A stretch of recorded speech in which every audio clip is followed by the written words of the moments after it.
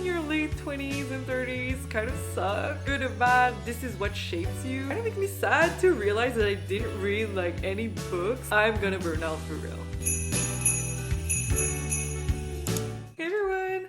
I can't believe we're already at the end of the year. Like, how fast did it pass by? Today I wanted to just sit down and reflect on the highs and lows of the past year and share some goals I have for 2025. So today it's gonna be like real cozy, just sitting down and chit-chatting. So grab a tea, make yourself comfortable, and let's talk. It was important for me to do this video kind of just like for myself first, just to kind of remember what I've accomplished in the past 12 months, because I don't know if it's just me, but at the end of the year, usually I tend to focus on maybe the things that were kind of bad, that hurt, or things I didn't accomplish. Even though I know I did a lot of things and a lot of great things happened, but I don't know, maybe it's because I am super hard on myself that I tend to focus on like the things I didn't do in the past year. But this year I wanted to change things up and remind myself of all the good things I did and what I want to do next year. So let's start with the highlights of the year. So like moments that really stood out for me this year. First of all, I changed job in the first half of the year. I think it was maybe in April that I started my transition. I used to be a project manager in tech, and I just changed position and now I work in communications. And that was a huge step for me because I did project management for a long time, even though I actually studied in communication in university. So it's kind of like back to my roots sort of thing this year. And I honestly am so proud of that change because, you know, I've been in my previous job for a long time, so you get comfortable and you just do your own things daily, you're used to do it, you're kind of like in a routine. And to change things up, this was very big. I was a little bit scared, but I'm so happy I did it. I'm a lot happier now. I love my team, I love my colleagues. I just took it as a challenge and I'm actually still learning new things daily because I was so used to my previous like daily tasks that now it's like a whole different thing. And I look forward to next year to see how it evolves. Second highlight of the year is actually a collection of moments, but I'm so happy that I finally really picked up traveling.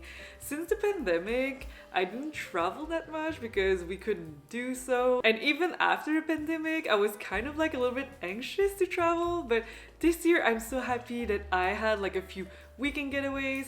I traveled to New York with my bestie for the first time ever. Well, I've been to New York, but it was my first travel with my best friend and it was so fun. Last time I've been to New York, I think was in my early 20s, I think. So now I'm 32 and it was so fun. I really love New York, so I look forward to go back very soon. And of course, the biggest trip that I loved the most was Italy back in September. I didn't go to Europe in general for like a very long time and I love Italy. So I was excited to go back and I've been to places that I've never seen before. Cinque Terre was just unbelievable. Honestly, like I've seen so many photos, but to be there and see everything with your own eyes was unreal, like something I've never seen before. And same thing for Lake Como. Like I was feeling in the movie wherever I would look, and I was so happy that I could like pretend to live a bougie life there. It was so fun. And of course I ate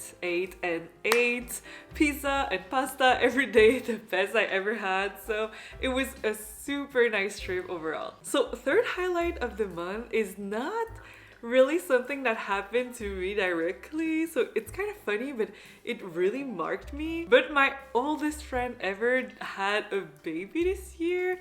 I knew her since we were like 14 years old, so it was kind of a shock to me. It was also the first baby shower I ever organized. It was so fun. They were really happy with the results, so that made me super happy. But yeah, it just kind of made me realize that we're at that point and it's the first friend of like all my friends that has a baby. So I don't know, I just felt kind of like adult It's kind of a hard feeling to explain. Maybe you felt the same way when like the first friend of your group had a baby, but yeah, it just felt like really unreal too. And for the highlights regarding specifically social media and content creation, well, I was very happy that I had a lot more collaboration opportunities last year. A lot of brand reaching out. I pitched to a lot of brands too. So all in all, it was really fun to discover new brands and just see that I'm growing a little bit every year on that front. And of course, the final highlight of the year is doing Vlogmas for the first time this year. I'm not gonna lie, it's been kind of challenging to post a video every day for December, but until now, I've succeeded. I just skipped one day, but that's only because I didn't have time to like edit the video, but I'm planning on still posting 25 videos, so I'm gonna post until the 26th. It's been challenging, but also so fun at the same time, and I'm so happy to be with you daily this December.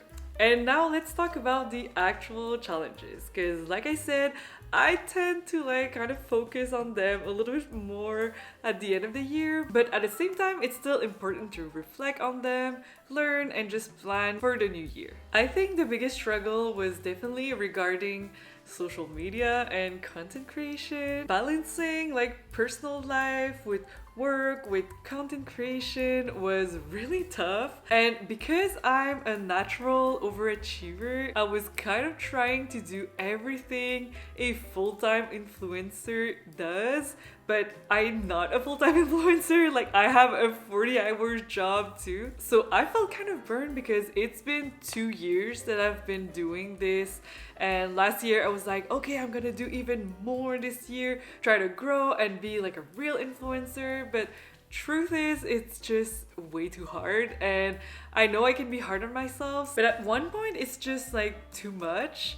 I just don't have much time anymore to relax and spend time with my friends or dating or just other things that I enjoy in life. Even though I really love making content, my life in 2024 was basically just like work, creating content, go to the gym, and then sleep. So it's just not realistic to keep doing this on, and I have to make a change, otherwise I'm gonna burn out for real. Other challenge of the year was definitely dating. Like, dating in your late 20s and 30s kind of suck. I don't know, maybe I'm just unlucky, or I must admit I didn't have like a lot of time to do so anyway, but I feel like everyone at that age is kind of a different phase of their lives. Like, I'm looking for a real partner that I can build like a life with, but when you're in your 30s or late 20s, like, some just want to have fun and party and just like casually date, and others are just like super intense and want to settle down like right away. And I'm just here in the middle. Like, yes, I want to date intentionally to find my partner, but I don't want to get married like tomorrow either. So it was kind of hard. And you know, like the kind of dating rap people do on TikTok, I joked with my friends and I told them that I might do one like during our Christmas party. I don't know if I'm gonna have time, but I think it would be like pretty funny instead of crying about it, just having a laugh. But yeah, all in all, it was a tough time. So ending 2024 still single as a Pringle. But I'm still super grateful for everything that happened this year, like good or bad, this is what shapes you. And I'm also just so grateful for you guys, because you are the reason that I keep going on social media, even if it gets hard sometimes. Just connecting with you and all the friends that I made in the past 2 years is so worth it. So still looking back at 2024 and maybe reviewing like some of the goals I had at the beginning of the year to see how I did at the end. Like, one of my big goals was finding my style and my voice on social media, and I'm so happy I was able to kind of do it. Towards like the second half of the year, I can say that I started to truly find my own style instead of just like copying every trend and every outfit I saw online. So I'm super happy about it. I moved towards a more like casual chic and elegant vibe because this is what resonates the most with me.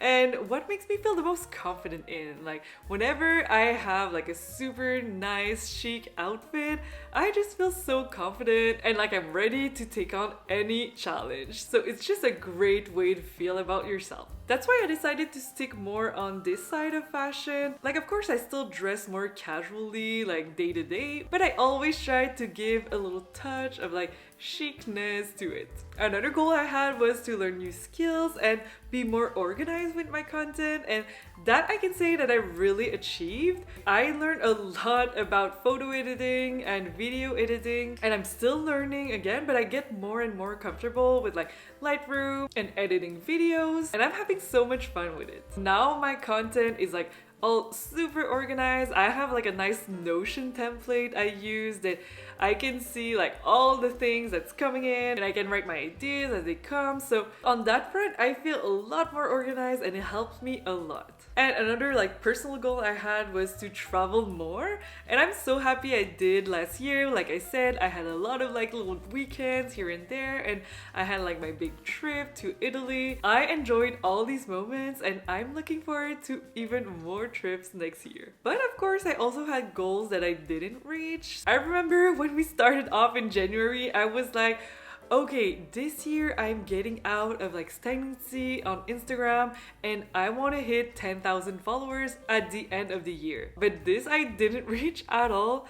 I've been pretty much stagnant like the whole year. I didn't grow followers like at all. It can be frustrating for sure because I hear all these coaches and like influencers on Instagram saying consistency is the key. You just have to post and find your niche and just be there, connect with your followers. And honestly, I've been doing all of that. Like I've been posting 5 times a day every week for like the last year, and I'm replying to every comment.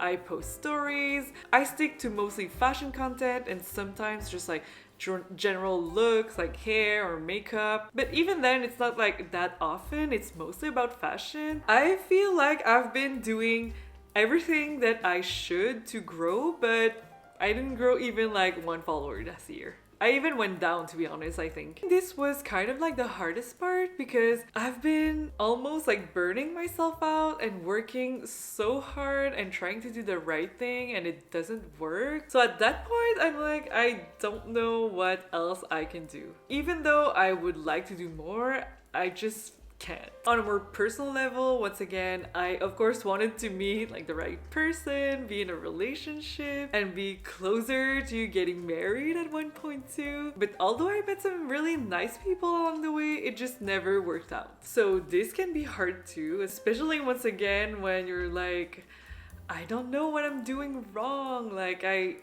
feel like I'm doing the right things and I'm being honest and I'm going into like meeting people with an open mind, but yeah, it's hard and it's frustrating. But all in all, when you analyze like the whole things I got going on last year and the goals I reached and the one that I didn't, you can see that the things I was able to reach are things that I had controlled on, and the things I didn't are more like wishful thinking. Like the fact that I wanted to find my style and learn new skills and travel and meet new people. But this is all things that I was able to do because I just like woke up one day and I'm like, okay, I'm doing it. So I just started, and yeah, it's just like something that you can do. But the things like, oh, I want to reach 10,000 followers, I want to be in a relationship. Well, at the end of the day, yes, I have like some control to an extent, but not really. I don't control the algorithm on Instagram. I don't control like who's gonna follow me and who don't. And for relationships, well, we are 2 in this, so I can control my part and do the work on my side, but I still need to find someone that's gonna match my energy and like what I want in this. So yeah, I just don't have fully control on this. So for next year, I really want to focus on things I can concretely do on my own.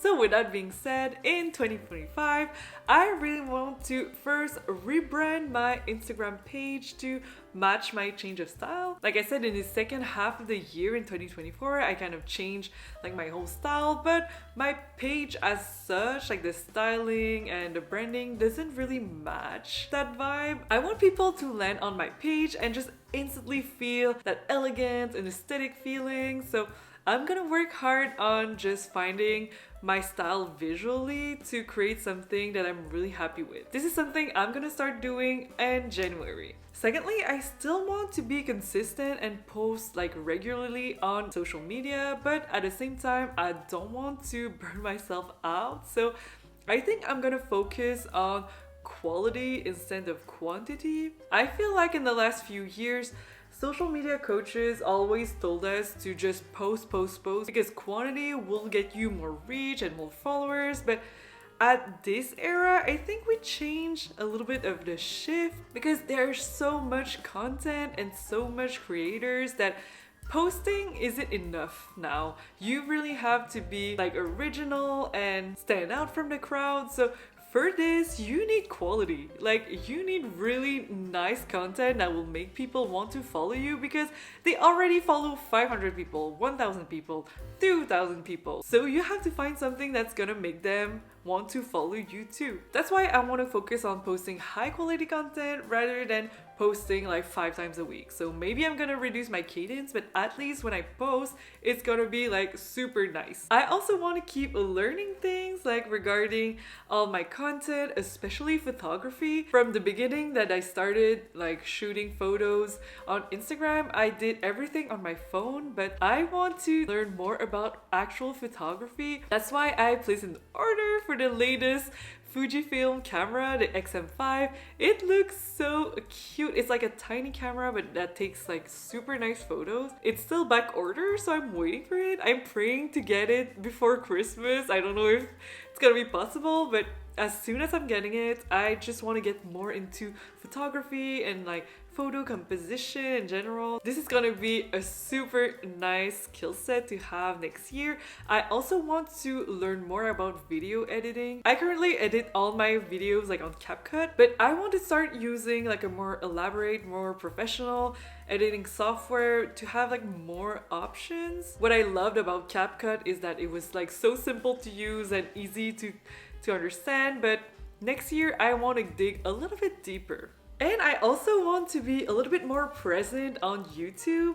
Like by the end of the year, I kind of stopped posting like more frequently because I was just so burned out and I didn't have a lot of time. But next year, I want to like just keep balancing everything. So maybe post a little bit less on Instagram, but also post more regularly on YouTube. Maybe incorporate more vlogs.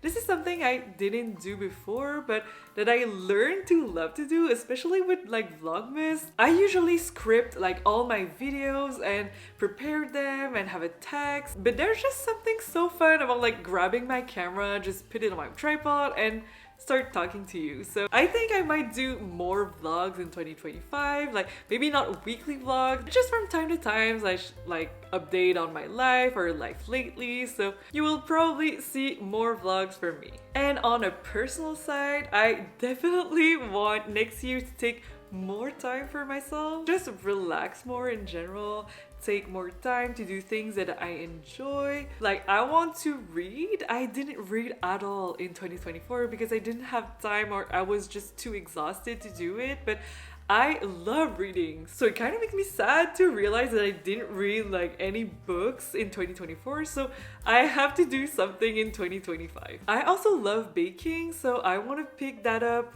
a little bit more next year and just take time in the weekend to try new recipes and share with my friends and family. And one thing that I always keep telling myself that I want to do but never really end up doing it is just do more things by myself. I'm actually a loner and an introvert, so I love doing stuff by myself, but mostly at home or just like taking walks by myself. But I think next year I want to do something more, like do more activities on my own, go to a cafe alone, just do actual things alone. So this is gonna be a challenge, but it's gonna be interesting, and maybe I can also like just take you with me and vlog about it. But yeah, definitely something I want to do next year. Regarding like dating and relationships, well, there's nothing I can do other than things I control. So yeah, I want to still keep dating with intention, but maybe just not put as much pressure on myself or